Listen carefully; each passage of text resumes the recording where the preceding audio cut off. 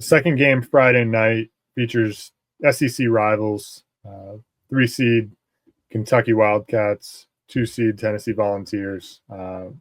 Tennessee got it done the other night against UCLA. Kentucky, they really put it on Illinois, although the final score didn't really indicate that, but they really handled this game, turned Illinois over a bunch.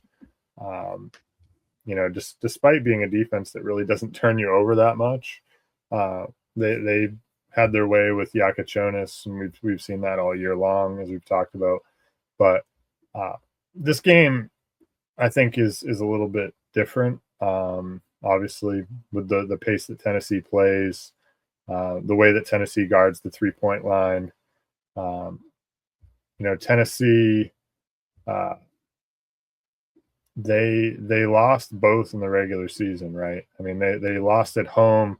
I think they were 11 and a half point favorites at home. There was no Jackson Robinson in that game, no Lamont Butler in that game. Now, still going to be without Robinson in this one. Butler is playing. Not sure he's really that close to 100%, but he's playing. Still looks really good on the defensive end, at least. In Kentucky, seems to be figuring some things out, particularly with Kobe Brea. I mean, he was way too comfortable yesterday against Illinois. I think that's going to change here in this game. I think that Rick Barnes is going to try and make him uncomfortable. I don't know who's going to draw him. If I had to guess, it'll probably be Meshack, maybe. Just be uber physical with him and not let him just walk into step backs and pull-ups in the mid-range just uncontested like Illinois did. So my initial gut reaction says Tennessee isn't going to get beat by these guys 3 times this year, especially not with Kentucky's current state. But Amari Williams has been a beast too, so there's no discrediting that. Yeah, I think Tennessee wins as well. And in those 2 games that they lost, the 3-point disparity was a bit ridiculous. I mean, in the first game, Tennessee took 45 threes. I don't know why they took 45 threes, but they only made 11 of them. And Kentucky, 12 for 24. They actually shot 12 for 24 in both games from 3. Tennessee in the second game, 3 for 18. So I think you can attribute those 2 losses basically to 3-point variance. And obviously, Tennessee is the worst 3-point shooting team here, but I don't think it's that drastic. And this isn't the same version of Kentucky that, was there earlier in the year. I know those guys like Butler and Robinson didn't play in that first game, but I think it was more of an outlier that they made half their threes in both matchups. And yeah, like you said, I mean, Kobe Brea is not going to feel comfortable at all in this matchup. He felt comfortable because Illinois doesn't really change what they do defensively. It's all drop coverage.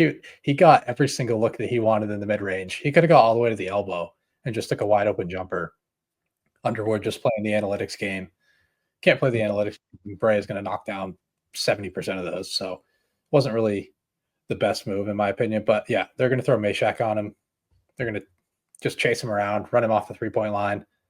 And make him put it on the deck. Make him make a play off the bounce for someone else other than himself. With his left hand, at least. Right. I mean, he's pretty good off of his right hand, but it's just, I think they can make him feel uncomfortable enough. And Butler not really being able to create a ton of offense right now is a slight concern. And Williams is great as well, but Tennessee is just so good defensively across the board that I'm willing to say those 2 performances where they gave up 50% from 3 were more outliers. And obviously, a Rick Barnes offense, the later you go in the tournament, does concern me quite a bit. And Kentucky is a pretty good 3-point defense against the Tennessee offense that likes to fire away from 3. They're 79th in 3-point rate in the country. They should set up fairly well against Lanier. They do a pretty good job of cutting off spot-up actions, and they're pretty good defending off screens. So I don't think Lanier's in the greatest spot, but overall, I think Tennessee can also win the shot volume battle. They should be able to get on the glass. I know Kentucky's good in that area, but I think they're really going to emphasize getting on the offensive glass. They should be able to generate some value there. So, when they do, Tennessee is not very good at defending the rim. I mean, they not what they've been in years past. I mean, they allow 63.6% at the rim. They're 285th in the country in 2-point, or Kentucky is 285th in 2-point field goal percentage defense. So I think Tennessee should have a bunch of success at the rim, especially off those offensive rebounds. So I think Tennessee's guards, I think their bigs are going to be able to finish pretty comfortably around the rim. And ultimately that's what's going to take them over the top to go with their defense. Yeah, I would agree. And this Tennessee offense is a little bit more dynamic than I would give it credit for. They have some other creators like, Milicic and Gainey are good role players on the offensive end. They can go get their own at times, put the ball on the deck, score at the rim. So the offense is a little bit more dynamic than it has been in the past. I know this is probably a better offense than what they had with Connect last year. I think the offense with Connect was like 35th in adjusted offense. This one's 19th right now. So it is a better offense than I've given it credit for all year. It's still not like a modernized offense. They don't really run a ton of pick and roll. It's predicated off of off ball screening. So, and it's not really an efficient play type by any means. So it's not. I don't think the offense has like a crazy ceiling, but it's definitely it has more weapons than I would have given it credit for, and I think they could take advantage here. Yeah, no, I agree. So look for Tennessee to not lose for a third straight time this year to Kentucky. They pick up the win, advance to the Elite Eight to take on the winner of Purdue and Houston.